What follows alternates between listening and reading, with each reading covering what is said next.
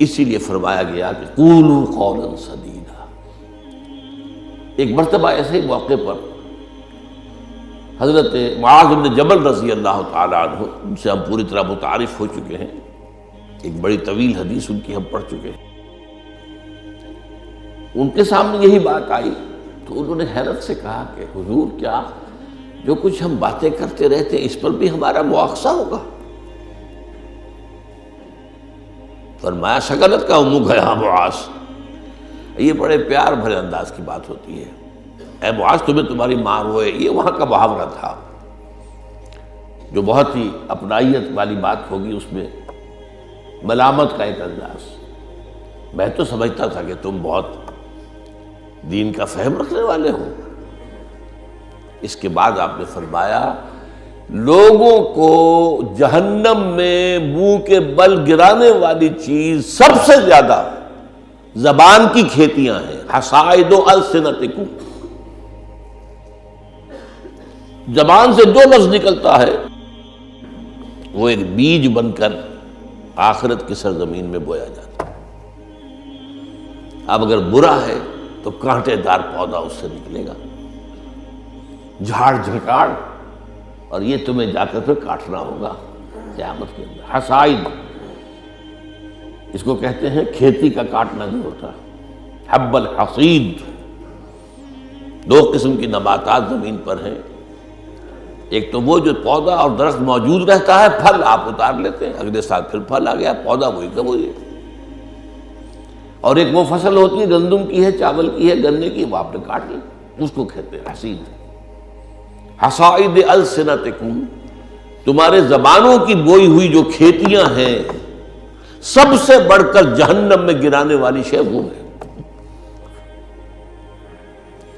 اسی میں بلکہ ایک ذرا اور حدیث بھی ہے، ذرا اس میں حیا کا پہلو مانے ہوتا ہے بیان کرنے میں، لیکن حدیث نبوی ہے، حکمت کا بہت بڑا خزانہ ہے۔ آپ نے فرمایا مسلمانوں مجھے تم دو باتوں کی ضمانت دے دو کہ تمہارے دو عضو جو بہت ہی چھوٹے چھوٹے سے، ان کا غلط استعمال نہیں ہوگا، جنت کی ضمانت میں دیتا ہوں۔ اب دیکھیے کوئی 2 من وزن ہے، 1.5 من ہے، 2 من سے بھی زائد ہے، اب اس میں 2 عضو ہیں، ایک زبان اور ایک شرمگاہ، ان 2 کی ضمانت مجھے دے دو کہ ان کا غلط استعمال نہیں ہوگا۔ باقی پورا جسم جو ہے، اس کی جو بھی حرکات و سکنات ہیں، ان کی گویا کہ میں ضمانت دیتا ہوں کہ اول تو وہ ٹھیک ہی ہو جائیں گے، وہ غلط کام کریں گے نہیں۔ جیسے کہ ابھی آیت میں ہم نے دیکھا یا ایھا الذین آمنوا اتقوا اللہ وقولوا قولا سدیدا یصلح لکم اعمالکم،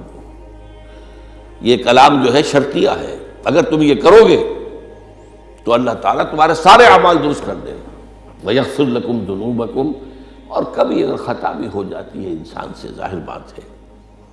الانسان مرکب من النسیان والخطا، تو اللہ معاف کر دے گا۔ یہ فلسفہ ہے دین کا۔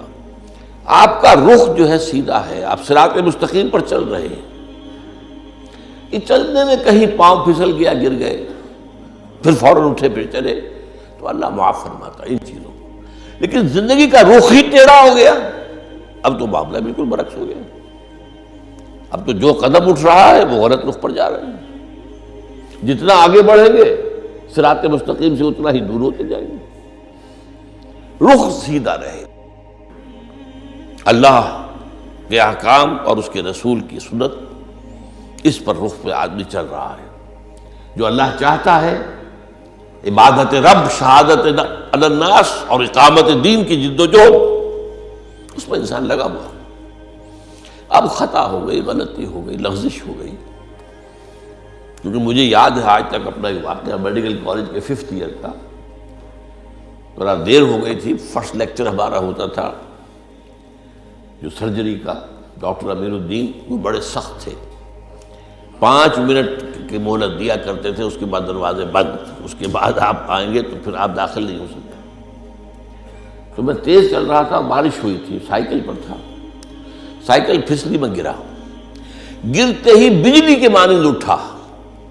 مجھے آج بھی یاد ہے کہ میں حیران ہوا کہ میں جب اٹھ چکا تھا تو مجھے معلوم ہوا کہ میں گرا تھا۔